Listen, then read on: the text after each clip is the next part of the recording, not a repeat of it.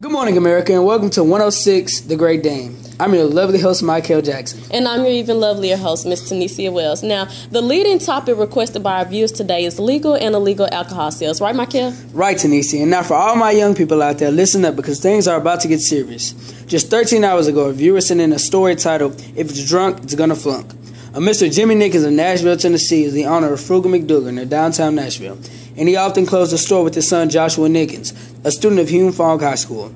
Nickens says that he closed the store with his son because of how late Joshua left basketball practice, and he would ride the city bus over to the liquor store to catch up with his dad for a ride home. Exactly. Now, what Nickens didn't know is that Joshua was stealing alcohol from his father's job and selling it at school to his classmates to make extra cash. Now, Mr. Nickens says he knew that the merchandise would go missing from time to time, and he'd always document it, but he never did suspect his son. Now, for his father, this news came to pass one fateful night at the hospital while Joshua was visiting two of his friends and broke the story down to him. He says that Joshua admitted to stealing alcohol and selling it to numerous classmates, and on that particular day, he sold a great amount to his buddies Tim Raymer and Mike Wang. And what a bad deal for Timothy and Michael.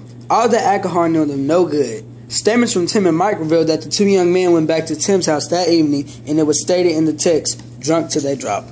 Michael says he drank the alcohol straight, and lots of it, but Timothy admitted to mixing his variety of illegal drinks with prescription medicine to get an extra high.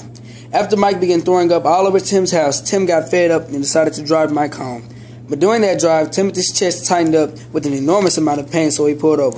When boys realized that Tim was having a heart attack, a killer side effect from the drug and alcohol mixing, they immediately called Josh for him to explain why he sold them some bad booze. Now, once Josh realized how messed up things had become, he called for an ambulance and rushed to the hospital for his friends. Those poor boys. Now, according to our source, doctor statements showed that Michael was diagnosed with severe alcohol poisoning and was instructed to stay home for a couple of days. Now, Timothy had to spend some time in the hospital due to his extensive heart attack, but all three boys were expelled from Hume Fogg along with everyone else who participated in Josh's illegal sales.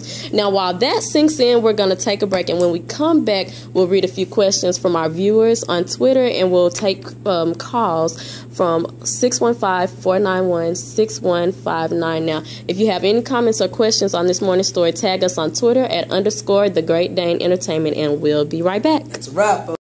Stop by your nearest Kroger for 50% off on all Thanksgiving items. Thank you for shopping with Kroger. Hey, boy. Welcome back, everyone, to my favorite part of the show. That's right, ladies and gents. It's talk time with Mikael and Tanisha. Now let's get some callers. Hello? Hi, how are you? I'm good, how are you? Hey, what's your name? Amber Shelfie? Good morning, Amber. How old are you? 16. Okay, what's your question for us today? How old you must be to drink alcohol? How old must you be to drink alcohol? Is that what she said? Yes, ma'am. Well, that's a very important question, Amber. Now, here in Nashville, you must be 21 or older to drink alcohol, but you may sell alcohol at the age of 18 or older if you're employed at a bar or establishment that sells liquor, but you cannot sell liquor at a fixed price or give it out as a prize or gift. Also, remember that to sell or buy any alcohol, you must have a form of ID such as a passport, military identification, a driver's license, or a regular identification card. Now, what's our next question, Mikael? Thanks for calling, Amber. All right, on Twitter, @DTaylor sent in a question just now asking, what are the consequences of drunk driving? I think I'll explain this one, Tanisha. Upon a first conviction, you can spend up to a minimum of 48 hours of jail time, pay a fine of $350 to $1,500, and your license can be revoked for up to a year. If you're just one of those people who don't like to follow the rules, upon a second conviction, you may spend between 45 days or 11 months and 29 days in jail, and your license will be taken for 2 years. That's 2 years, people. Not a lot of moving around you can do with that suspension. You can also be charged a fine from $600 to $350. $3,500. I'm sorry, folks. Now, believe it or not, there's a third and fourth conviction penalty, and if you make it to those, you're not a smart cookie. I agree, Mikael. Now, upon a third conviction, you will spend between 120 days or 11 months and 29 days in jail, and you can be fined for $1,100 up to $10,000. It almost makes you want to faint when you think about that amount of money. Now, your license will be revoked from up to 3 to 10 years.